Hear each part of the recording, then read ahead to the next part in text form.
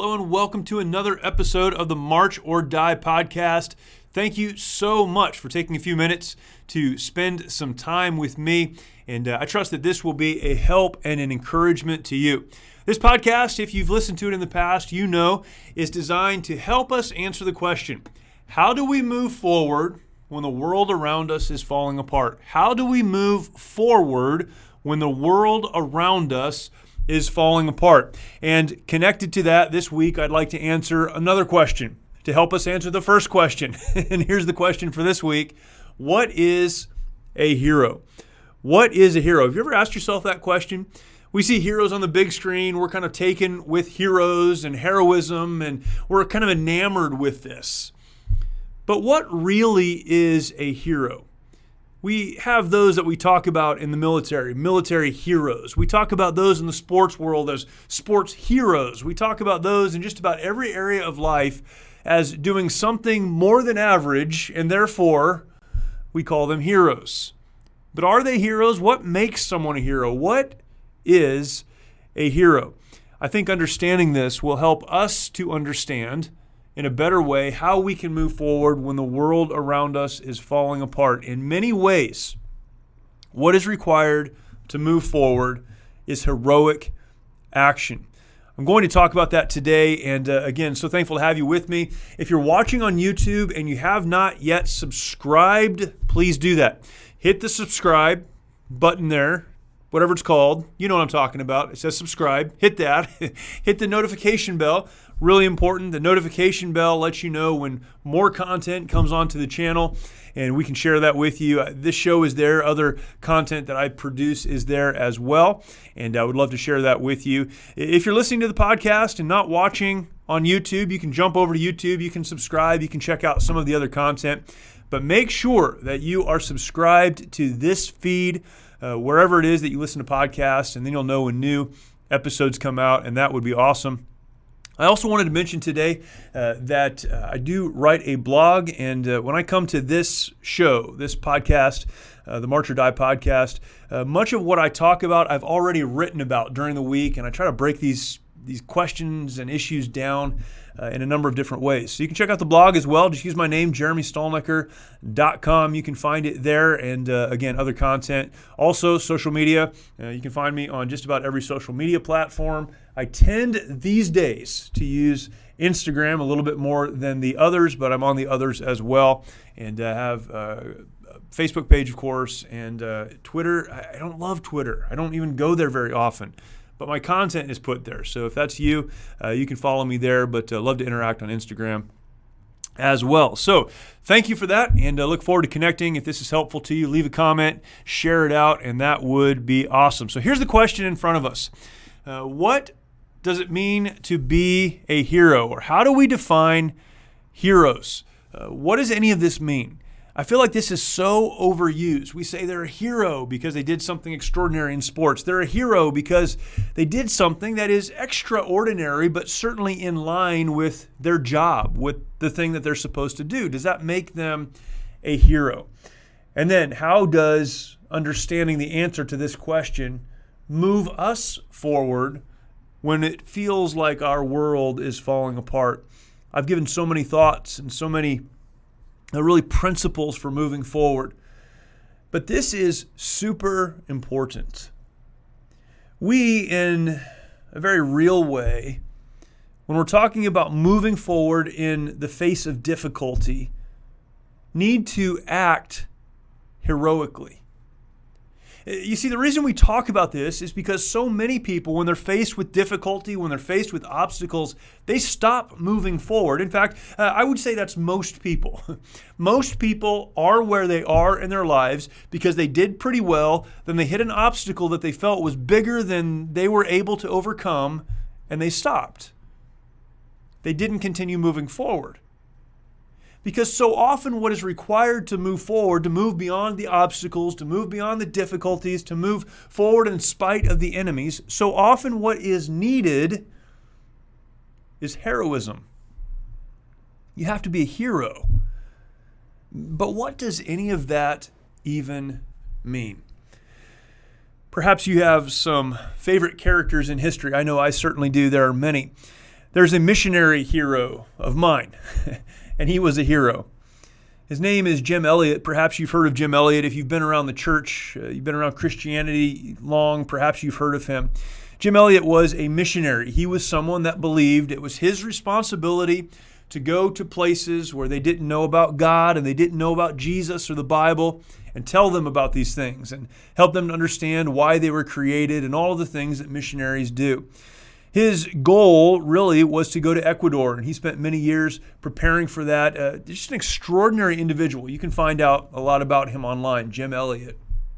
I want to read a little bit of his story, several sentences here of his story from a brief biography of his adventure in Ecuador. It says this: Elliot and 4 other missionaries made contact from their Piper PA-14 airplane with the Huaorani Indians. Now, he's in Ecuador. The Huaorani Indians were an untouched people group, meaning they had never interacted with people outside of the Amazon basin there in Ecuador. They hadn't spent much time really with anyone who would be seen as maybe Western or civilized in the sense that we would understand it. This is where Jim Elliot and his fellow missionaries wanted to go. They flew a plane in. He says, using a loudspeaker and a basket to pass down gifts. This is how they first made contact. After several months, the men decided to build a base a short distance from the Indian village along the Curaray River. There they were approached one time by a small group of Huaorani and even gave an airplane ride to one curious Huaorani whom they called George. Encouraged by these friendly encounters, they began plans to visit the Huaorani. Their plans were preempted by the arrival of a larger group of about 10 Huaorani warriors who killed Elliot and his 4 companions on January 8th, 1956. Jim Elliot was the first of the 5 missionaries killed when he and Peter Fleming were greeting 2 of those attackers. Elliot's body was found downstream along with those of the other men, except that of Ed McCauley, who was never found. This is a crazy story, of course. Crazy story. Jim Elliot and his friends decided to go to these Indians in Ecuador, these men and women who didn't know the truth of God or Jesus or the Bible, and they simply wanted to give, to share with them the truth. And in the process of doing that, they lost their lives. Now, we could say this was one of those accidental things that they didn't understand the danger. They didn't know what was really at stake, and they went and made a mistake.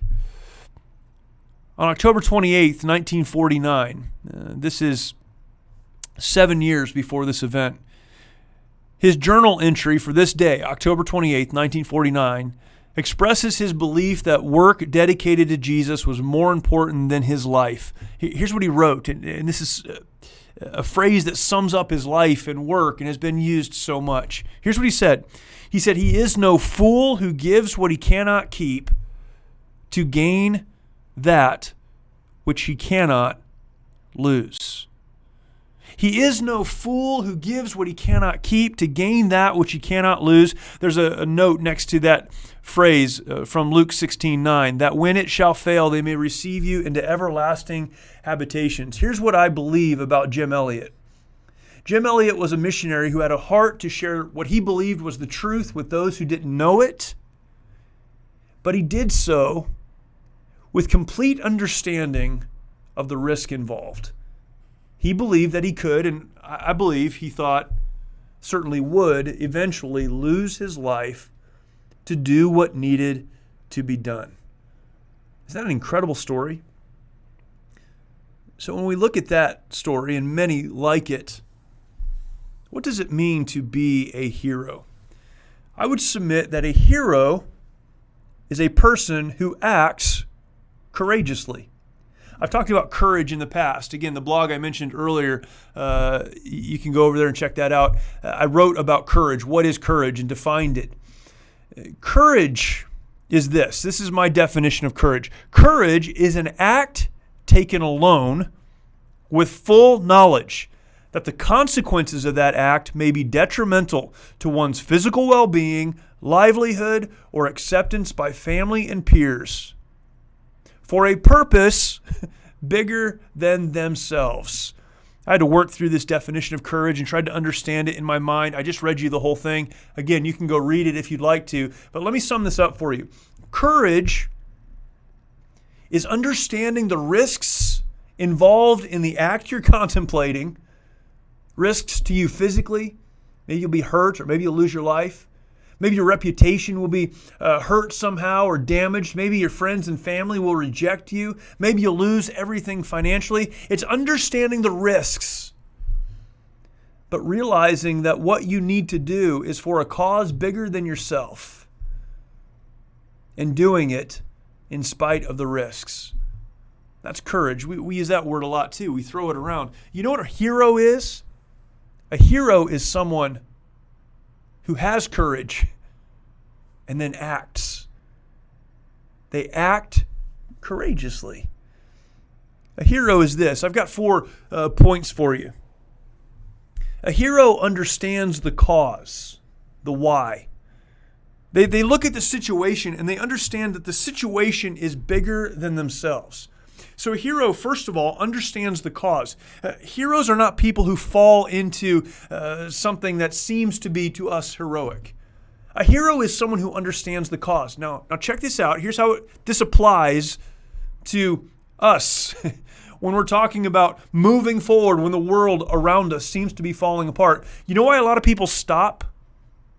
I've talked about this before. We talk about dying, not in a physical sense, but in that relational and emotional and spiritual sense. They give up, they quit, they allow the overwhelming circumstance to prevent forward movement. You know why people do that?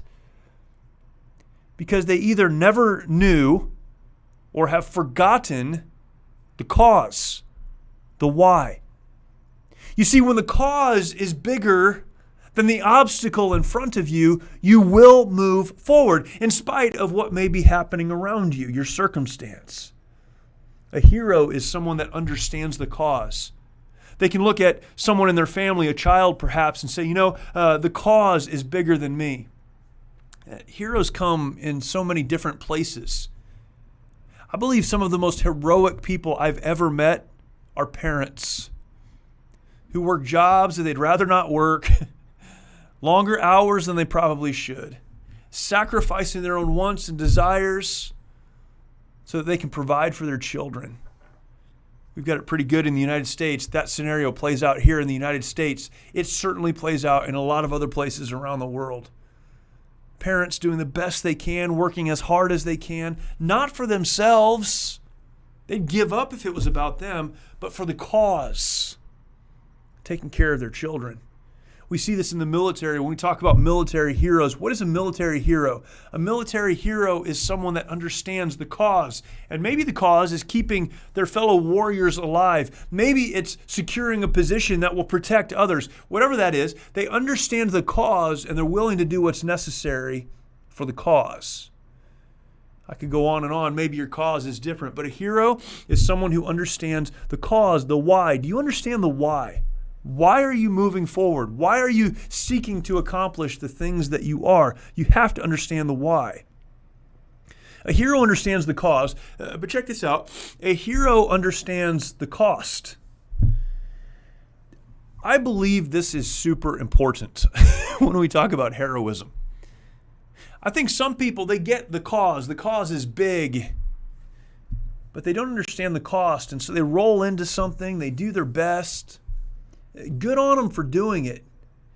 But that's different than the heroic act taken with full knowledge of the cost or potential cost.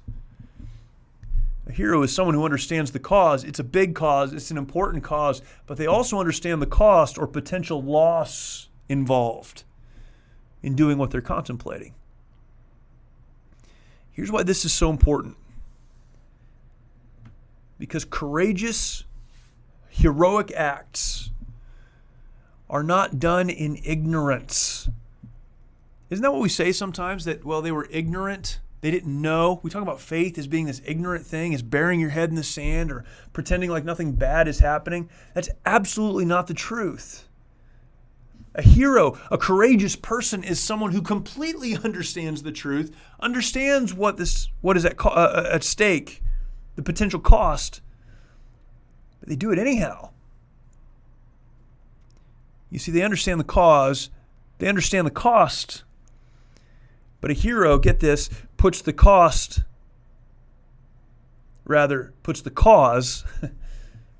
before the cost. A hero puts the cause before the cost. This is a person, a mom, dad, someone in a relationship, a leader in some capacity, in some setting.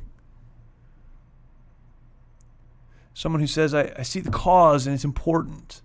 The person is the cause. The organization is the cause. The thing is the cause. I get it. It's important.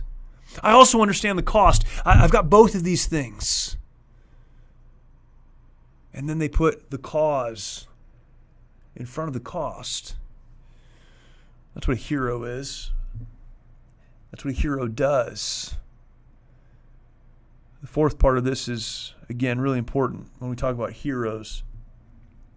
In our culture, in our modern American culture, heroes are bigger than life, probably otherworldly personalities with superhuman strength or superhuman abilities, something none of us could attain to, but everyone knows about. A hero, a real hero in real life, is someone who understands the cause, understands the cost, puts the cause before the cost, and seeks no recognition. Now, they may get recognition, but they're not doing it for the recognition. A hero is someone that assumes the responsibility of the act, assumes the potential loss, but does so with no potential or pre-planned benefit to themselves, because it's not about them. It's about the cause. It's about accomplishing something big and important, living for something bigger than themselves. It's entirely selfless. It's not about them. If you've listened to any of the other podcasts that I've done under the title March or Die, you've heard that phrase before. It's not about you. What we need, if we're going to move forward in any meaningful way, we need to be heroic. What the world needs is heroes. What the world needs are men and women who are pushing forward, who hit an obstacle, who hit a difficulty, who hit an enemy, but because they understand the cause, will put one foot in front of the other and move forward in spite of the cost. Not doing it for themselves. Although there may be a personal benefit, they don't do it for that reason. They do it for the benefit of others. Man. What is a hero? Like Jim Elliot. A hero is someone who makes the statement either out loud or in their heart. He is no fool who gives what he cannot keep to gain that which he cannot lose. Be a hero, because it's heroes that move forward when the difficulties, the obstacles, and the enemies are the biggest. I hope that's a help to you. I hope it's an encouragement to you. I want to remind you, as I do every week, with those thoughts in mind, don't ever forget that when it does feel like your world is falling apart, when the bullets are flying, when you don't exactly know what to do, you only have two choices. Will you stay where you are and die, just giving up, this is as far as I go? Or will you put one foot in front of the other and march? What are you going to do? Decide today that heroically, understanding the cause, in spite of the cost, you will march.